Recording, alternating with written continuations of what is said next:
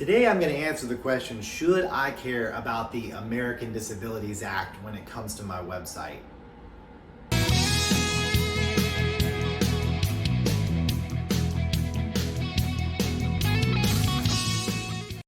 So the American Disabilities Act in the last year has come out and said that your website is public domain, just like a restaurant or anywhere else.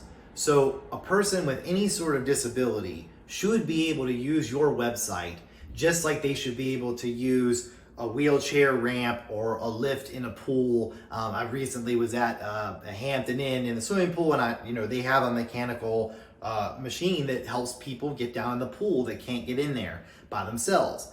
This same exact thing now applies to your website. So should you care about it from a moral standpoint? Probably so, because it's got to be disheartening to have a problem with your vision or hearing, or not be able to use your hands in the same way that I can, and be able to not navigate a website, right? You're trying to order food, or you're trying to purchase something, or you want to hire a plumber or an electrician, and you can't use the website that's been provided. That must be very frustrating. So from a moral standpoint, we absolutely should care. From a legal standpoint, it's very gray. There are notably more and more lawsuits occurring where people with disabilities are suing, or an organization that protects people with disabilities are suing companies where those people cannot use the website. So it's not just that the color contrast doesn't work. There's a lot of widgets that will change your contrast. It's not that. It's, can someone navigate your website without using a mouse? Can somebody that cannot hear well, do you have captions on your videos? Some of our videos don't have captions because we did them a long time ago. That technically is an ADA violation.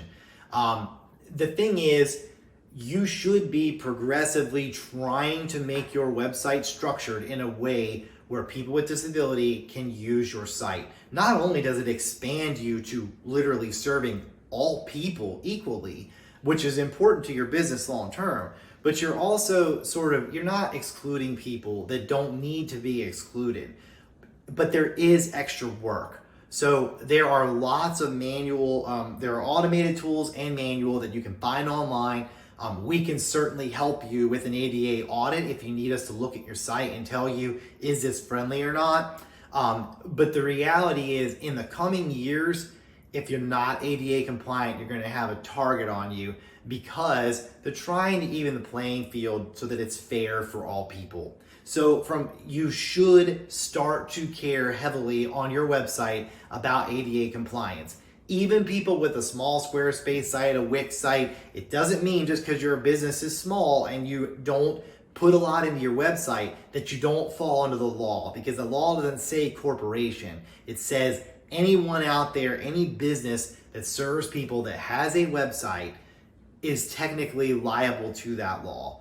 So if you've never heard of this, go look up the ADA Act for websites, do some research. Again, the law is super gray right now, but it won't be for long. They're gonna establish what compliance looks like, and it will be at some point mandatory. So you're better off to get a head start on this now, especially if you're a higher profile business and you've got a good bit of website traffic. It's something you really should pay attention to. So take a look for yourself on Google, do some research. If you have questions about ADA compliance, reach out to us, and we're happy to either tell you how we audit them or do an audit for you.